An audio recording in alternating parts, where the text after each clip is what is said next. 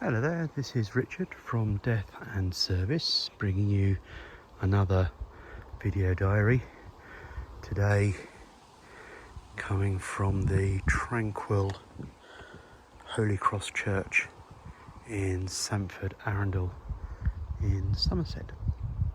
Tranquil apart from the M5 background noise.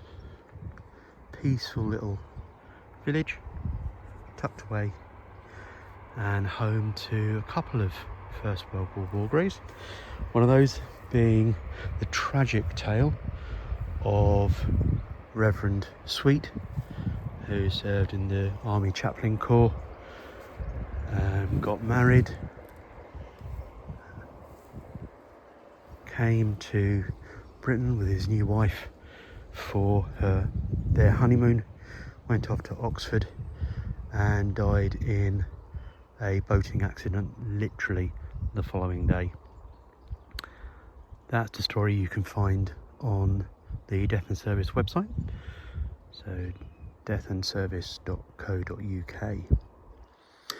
Story I'm featuring here today though is that of Lewis Morgan in this graveyard, in this grave here. Now, Lewis was born on the 22nd of May 1892 in Plymouth in Devon. He was one of 6 children to former Army officer and rector Lewis Harold Gilbert Morgan and his wife Mary. Lewis took up a post in the Merchant Navy, rising to the rank of second mate in December 1911. He enlisted in the Royal Navy and served on a number of vessels over the years and was re-engaged when war broke out. By the summer of 1915, he had transferred to the Royal Naval Air Service, earning his wings on the 5th of August that year. On the 11th of May 1917, he was flying with probationer Flight Officer Randall Seed around Edmonton in Middlesex when an accident occurred. The local newspaper reported on the incident and the subsequent inquest. Flight Lieutenant Mitchell gave a graphic account of the accident. He said that about 8 o'clock in the evening he was flying at a height of 1,000 feet and the machine containing the deceased officers was just ahead but 500 feet higher. The flying conditions were good and at the time both machines were going steadily. Glancing upwards, he noticed that the other machine suddenly appeared to collapse, the front extension of the main plane crumpling up. The machine nosedived and a black object fell out of it. The machine continued its descent and fell into the Edmonton sewage farm. The machine was so entirely broken up that it was impossible to theorise upon the cause of the accident.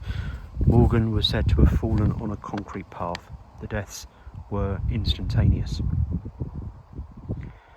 Lewis Morgan was just 24 years old and days away from his 25th birthday. His body was brought back to Somerset and was laid to rest here in the graveyard of Holy Cross Church in Sampford Arundel. By this point his parents were living in nearby Walcombe House, so their son was in a way brought home. The newspaper article went on to report that Flight Lieutenant Morgan was the third and last son to Lewis and Mary. Francis Morgan, 5 years Lewis's senior, enlisted in the Royal Field Artillery when war broke out. He rose to the rank of captain and was mentioned in dispatches for his actions.